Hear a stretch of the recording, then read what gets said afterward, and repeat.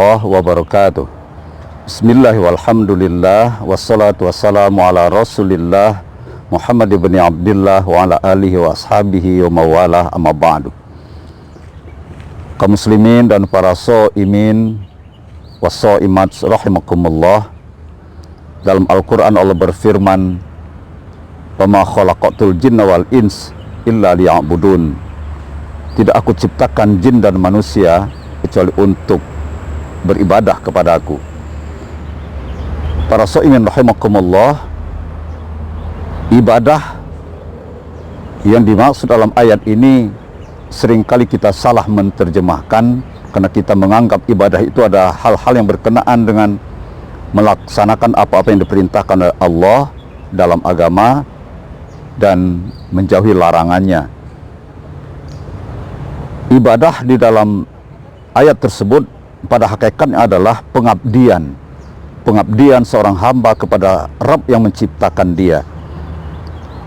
Jadi yang diinginkan dalam ayat tersebut adalah, jadilah kita sebagai hamba Allah yang menghamba dalam setiap gerak kehidupan kita.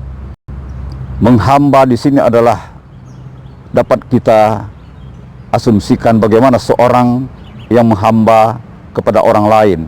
Jadi artinya seorang hamba itu harus patuh kepada majikannya. Kita sebagai hamba Allah seharusnya apapun yang diberikan oleh Allah kepada kita dalam kehidupan kita sehari-hari, kita memang diminta untuk ridho atas segala ketentuan-ketentuan Allah itu. Itulah sikap seorang hamba yang benar. Oleh sebab itulah, ketika keridhaan itu tidak ada pada diri kita, maka kita akan dinilai oleh Allah sebagai hamba yang tidak sesuai dengan keinginan Allah dalam penciptaannya.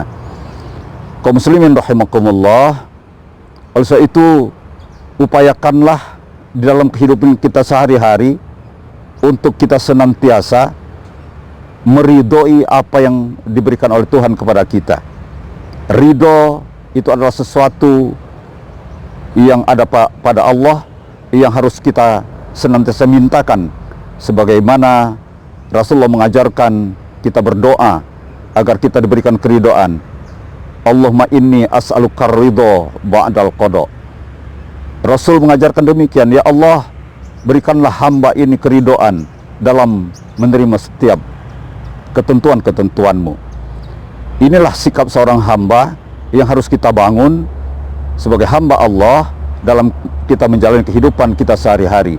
Di samping kita memang patuh dan taat terhadap ketentuan-ketentuan agama, ketentuan-ketentuan syariat agama, apa yang diperintahkan oleh Allah kita laksanakan, yang dilarang oleh Allah itu kita jauhi, dan lebih daripada itu, keridhaan dalam kita menerima segala ketentuan Allah, itulah yang dituntut bagi seorang hamba yang menurut ayat ini.